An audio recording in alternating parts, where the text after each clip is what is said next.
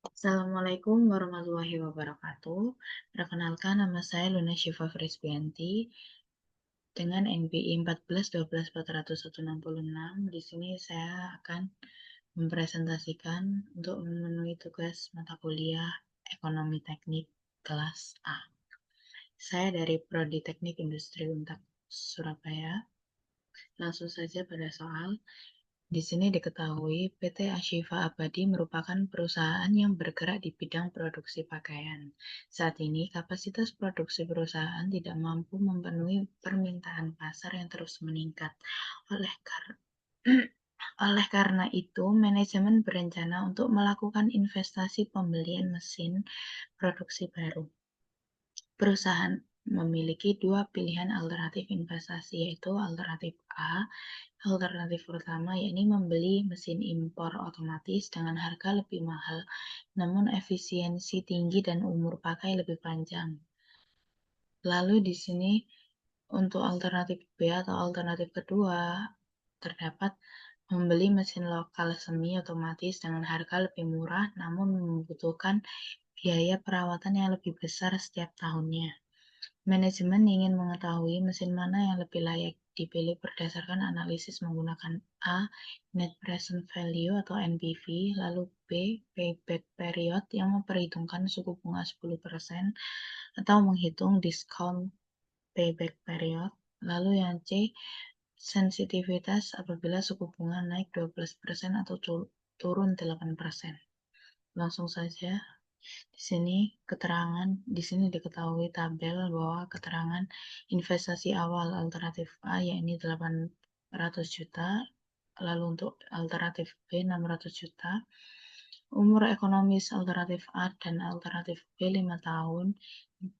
Nilai sisa alternatif A yakni 100 juta, lalu untuk alternatif B 80 juta. Lalu arus kas bersih per tahun untuk alternatif A 260 juta, untuk alternatif B 210 juta. Lalu untuk suku bunga kedua alternatif ini yakni 10% per tahun. Nah, di sini langsung saja kita hitung. Itu tadi diketahui investasi awal, nilai sisa, suku bunga. Lalu di sini saya tuliskan juga tahun pertama hingga tahun kelima untuk cash flow yang berikut ini. Lalu yang pertama kita akan menghitung net present value dengan suku bunga 10%. Nah, di sini saya menggunakan rumus Excel untuk menghitung NPV-nya, yakni sama dengan NPV buka kurung suku bunga, lalu kemudian kita input data cash flow dari tahun 1 sampai tahun kelima, yakni data ini dari tahun 1 ini hingga tahun kelima untuk alternatif A. Lalu dikurangi dengan investasi awal. Investasi awalnya tadi sebesar 800 juta. Lalu di sini diketahui jawabannya sebagai berikut ini untuk NPVA yakni 247.696 sekian. Lalu untuk NPVB masih sama, cuman menggunakan cash flow yang di B yakni 210 juta sampai 290 juta pada tahun kelima. Di sini untuk NPVB sendiri diketahuinya 245.738 sekian. Lalu untuk menghitung payback period, di sini saya menghitung present value dan akumulasi PV terlebih dahulu untuk alternatif A. Pada tahun pertama diketahui cash flow-nya 260 juta, faktor PV-nya 0,909. Lalu untuk present value ini didapatkan dari hasil cash flow ini dikali dengan faktor PV pada tahun pertama, lalu hasilnya 236.340 sekian. Itu saya kalikan hingga akhir. Lalu untuk akumulasi PV ini sendiri saya dapatkan dari ini diketahuinya kan 2.360 pada tahun pertama, saya tulis 2 juta. Lalu pada tahun kedua di sini diketahui 2 juta 214 juta sekian. Nah, ini saya tambahkan dari 236 ini ditambahkan dengan bawahnya ini hasilnya menjadi segini, 451 juta sekian, lalu hingga akhir ini sudah diketahui alternatif A, dan untuk alternatif B masih sama hasilnya seperti itu cara perhitungannya. Tetap dari cash flow kita kalikan ke faktor PV, lalu kemudian hasilnya kita tambah dari tahun pertama berturut hingga tahun kelima dengan hasil akhirnya 845.580.000 rupiah. Nah, untuk di sini cash flow pada tahun kelima ini, kenapa kok berbeda dengan pada tahun pertama hingga tahun keempat? Ini berbeda karena di sini diketahui nilai sisa dari alternatif A ini 100 juta. Jadi saya tambahkan cash flow awalnya 260 juta, saya tambah dengan nilai sisa ini 100 juta, jadi hasilnya 360 juta. Itu untuk alternatif A. Lalu kemudian untuk alternatif B sama saja, di sini diketahuinya kan 210 juta. Nah, lalu di sini terdapat nilai sisa 80 juta, saya tambahkan dengan 210 sehingga ketemu 290 juta sekian. Lalu untuk perhitungannya di sini diketahui pada tahun ketiga akumulasi PV-nya masih kurang dari 800 juta. Jadi di sini belum balik modal atau belum untung lah. Karena kan investasi awalnya kan pada alternatif A 800 juta. Jadi di sini saya ambil pada tahun ketiga dan tahun keempat, karena tahun keempat sudah 824 juta atau sudah melebihi modal yakni 800 juta. Jadi investasi kembali pada tahun keempat. Lalu untuk rumus payback periodnya sama dengan tahun sebelum balik modal yakni tahun ketiga ditambahkan dengan investasi awal yakni investasi awal 800 juta dikurangi dengan akumulasi PV sebelum balik modal yakni 646 juta sekian dibagi dengan akumulasi PV setelah balik modal yakni 824 juta, untuk hasilnya ketemu di 3,19 tahun. Jadi payback period analisis sama dengan 3,19 tahun untuk alternatif A. Dan untuk alternatif B masih sama. Di sini masih menggunakan tahun ketiga dan keempat karena pada tahun ketiga di sini dia belum balik modal karena di sini diketahui investasi awalnya kan 600 juta. Nah, di sini pada tahun ketiga masih 520 juta, 22 juta sekian, jadi belum balik modal. Baru pada tahun keempat total kas kumulatifnya sudah 665 juta sekian, atau artinya dia sudah balik modal. Jadi payback terjadi di antara pada tahun ketiga dan tahun keempat itu tadi.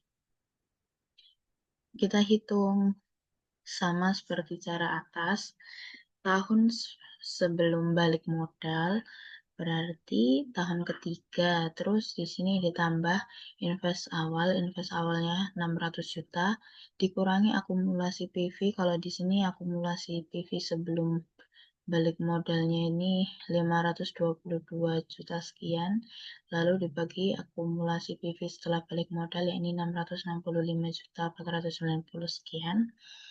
Lalu di sini alternatif B ketemu hasil akhirnya yakni ada di angka 2,34 tahun. Jadi payback period analisis sama dengan 2,34 tahun untuk alternatif B. Lalu untuk menghitung sensitivitas apabila suku bunga naik 12% atau turun 8%. Di sini saya tuliskan skenario terdapat turun, normal, dan naik. Di sini suku bunganya terdapat 8%, 10%, lalu 12%.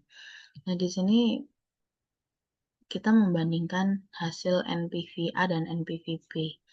Di sini masih sama rumusnya dengan yang A ini tadi, NPV, buka kurung suku bunga, terus ini cash flow dari tahun 1 sampai ke 5 dikurangi investasi awal, ini masih sama. Di sini yang saya bedakan pada suku bunganya, karena di sini kan kita mencari NPV dengan suku bunga 8, 10, 12. Jadi yang skenario turun ini saya tuliskan suku bunganya 8%. Lalu untuk cash flow-nya masih sama dengan yang atas. Lalu diketahui ketemu hasilnya segini, 306 juta 162 sekian. Dan untuk NPVP sama, saya hanya merubah suku bunganya, yakni saya menggunakan 8%. Di sini hasilnya terdapat 292 juta 915 sekian. Lalu untuk skenario normalnya di sini suku bunganya kan 10%, jadi sama kayak yang atas ini tadi, hasilnya pasti sama. Dan kalau untuk yang naik ini pastinya berbeda, karena di sini suku bunganya 12%, NPV-nya di sini ketemu 193 juta 984 untuk NPVA. Lalu untuk NPVB di sini ketemu 202 juta 397 sekian untuk NPVB.